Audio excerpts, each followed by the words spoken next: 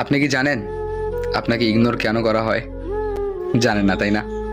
একটা জিনিস লক্ষ্য করে দেখবেন, আপনি যদি এইরকম হন যে আপনাকে কেউ ডাকলো, আপনি সঙ্গে সঙ্গে চলে গেলেন, বা যে কোনো মানুষকে খুব তাড়াতাড়ি বিশ্বাস করে ফেললেন, খুব তাড়াতাড়ি তার সঙ্গে আপনার সমস্ত পার্সোনাল বিষয় শেয়ার করলেন, হ্যাঁ, বা এমন যেই মানুষটা মনে করেন যে হঠাৎ করে আপনাকে ফোন দিয়ে ডাকলো আর আপনি তাড়াহুড়ো করে চলে গেলেন, হ্যাঁ, এই কাজগুলোর কারণে আপনার ভ্যালু কমে যায়।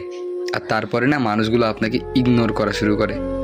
যেই মানুষগুলোকে আপনি বেশি গুরুত্ব দিবেন, বেশি ভালোবেসে ফেলবেন, পরবর্তীতে সেই মানুষগুলোই আপনাকে ইগনোর করে, কারণ আপনার ভ্যালু তার কাছে কমে যায়। এমন কোনো কাজ করবেন না যাতে মানুষ আপনাকে ইগনোর করে।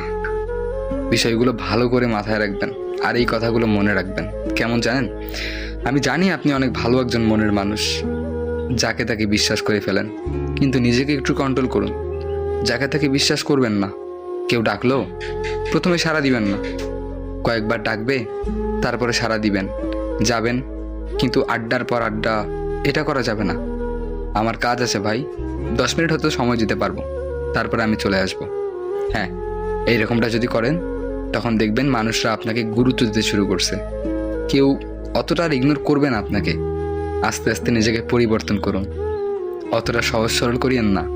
কারণ এই পৃথিবীর মধ্যে যত আপনি সহজ হয়ে থাকবেন, যত আপনি মানুষকে বিশ্বাস করবেন, যত সব কিছু শেয়ার করবেন, হ্যাঁ, আপনি ততই ঠকে যাবেন। কথাগুলো মিলিয়ে নিন, আর যদি ভালো লেগে থাকে একটা শেয়ার করে দিন।